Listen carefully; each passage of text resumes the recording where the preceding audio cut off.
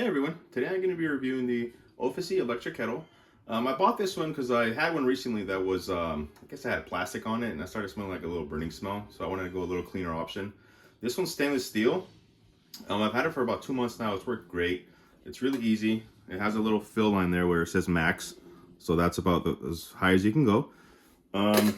It's really easy to use and extremely fast compared to a traditional kettle. Put some water in, turn it on, and if you hold it, it goes faster, or you can go one by one.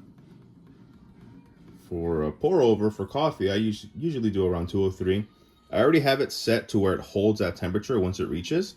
So once you have all that set, press it, it turns red. That let you know it's heating up. I love it. It also has Fahrenheit, Celsius, has a timer. It's a great little kettle. I especially love that this 90-degree angled spout. It really facilitates when you're doing a pour over. It's a lot easier. With the other ones, it's kind of curved like that, so you kind of lose control over how much water you want to pour, and that's honestly the most important thing for a pour over.